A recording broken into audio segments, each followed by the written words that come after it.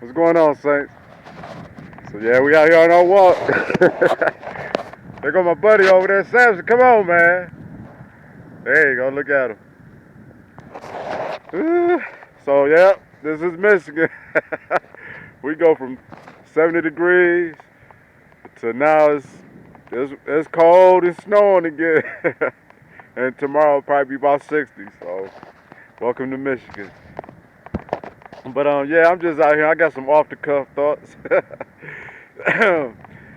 But so yeah, I kind of feel sorry for this generation, in one aspect, because when I was growing up, uh, we all deal with our own issues, right? Whether it's insecurities, whatever. We all every human being got issues, right? So we're not all different from that.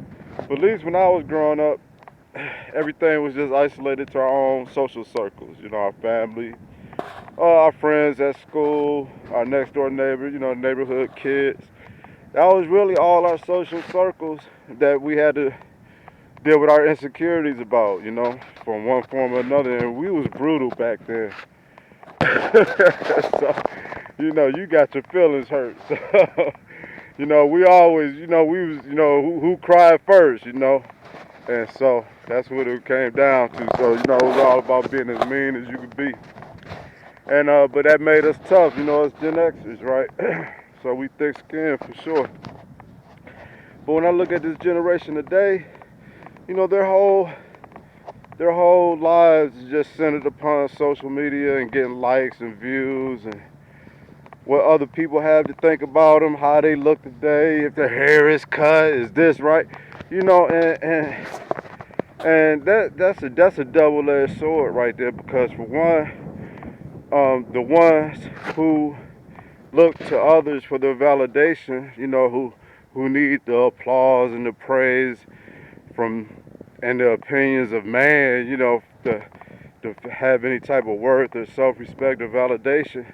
If they live their lives determined on how others see them and how others think about them, oh, what a what a hard taskmaster, right? That's such a hard life to live. You ain't never happy.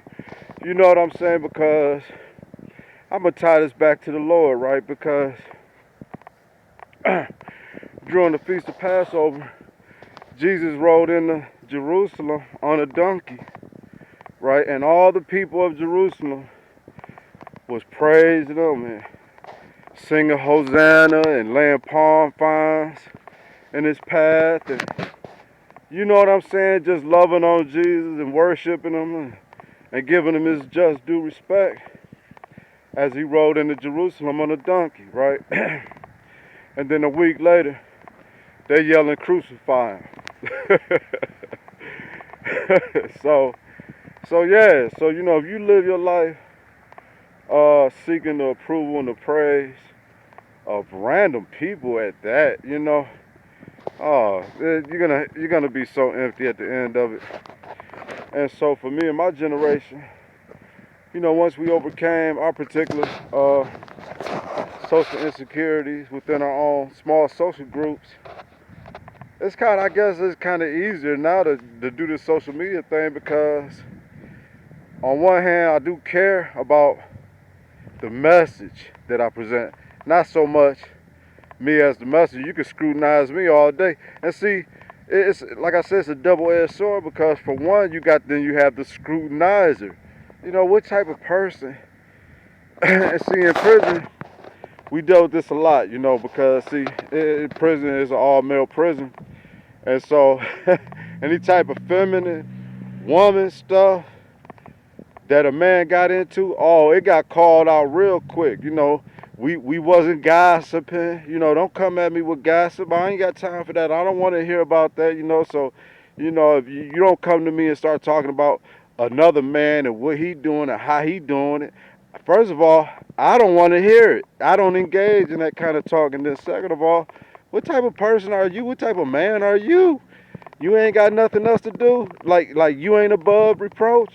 You want somebody to look into you with a fine little magnifying glass and see if we can find any flaws. I mean, you know, that type of person. Oh, they don't that type of person. They learn real quick to mind their own and to shut up because nobody wants to hear that. Nobody wants that person around at all, right? And so, you know, don't be the scrutinizer. And if you can't stand to be scrutinized, you definitely don't want to be a scrutinizer. And so I guess my point being, saints, is that ain't none of us perfect, right? Ain't none of us perfect. In fact, the Lord, He don't call us to perfection. He calls us to excellence, right? So, be excellent in character, be excellent in thought, be excellent in speech.